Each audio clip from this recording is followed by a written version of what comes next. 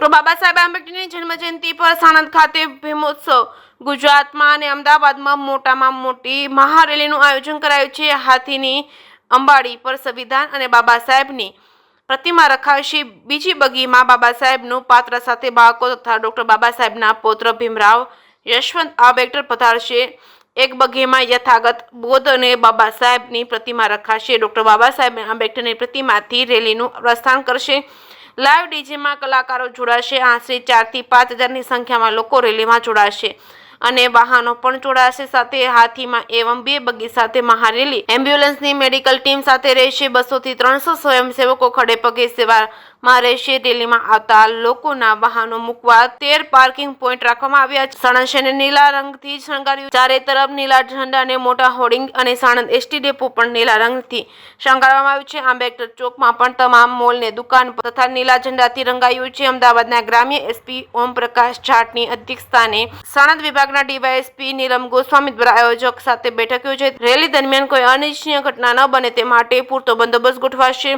Police જવાન તથા home guard જવાન તેમજ GRD જવાન તૈનાત રહેશે। ટ્રાફિક માટે ટ્રાફિક પોલીસ એવં ટીઆરબી જવાનની વ્યવસ્થા રહેશે। જેકે સિંહ ગુજરાતી સાથે અફઝલ ખાન પઠાણ સાથે બહેલુલ મલેક, સાણંદ।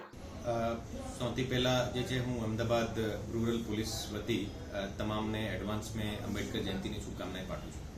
અને આ 14 તારીખના જે અંબેડકર જયંતિના દિવસે ટોટલ અમારા 10 પોલીસ સ્ટેશનમાં 11 જે પ્રોસેસન નીકળવાના છે।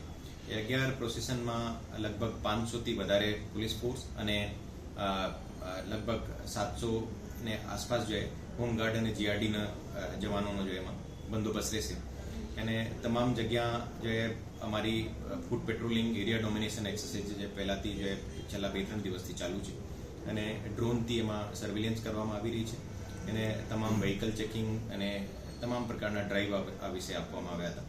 અને આયોજકો સાથે જે અમારી બહુ મીટિંગ પણ જે તમામ જગ્યા ડીવાયએસપી રેન્કના ઓફિસર તરફથી લેવામાં આવી હતી। ઓર આ વિશે જે 14 તારીખના જે પણ પ્રોસેસન નીકળવાના છે એ તમામ જગ્યા જુદી જુદી જગ્યા ડીવાયએસપી રેન્ક ઓફિસર જે કેમ્પિંગ કરશે। અને આ સાણંદની જે પ્રોસેસન છે આ આખા જિલ્લાની સૌથી મોટી પ્રોસેસન છે। એમાં લગભગ 4 થી 5 હજાર લોકો આવવાની શક્યતા છે।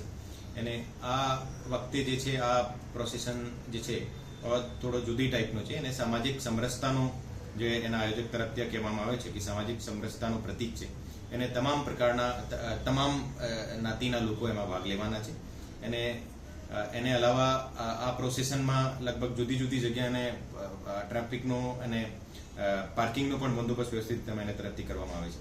તો એને વિશે અમારી અત્યારે જ મીટિંગ પૂરી થઈ છે અને એના જે વોલન્ટિયર્સ અને પોલીસ મળીને જે આ આખું આયોજન સરસ રીતે ચાલે એના માટે તમામ પ્રકારની પ્રિપેરેશન કરી લીધી છે।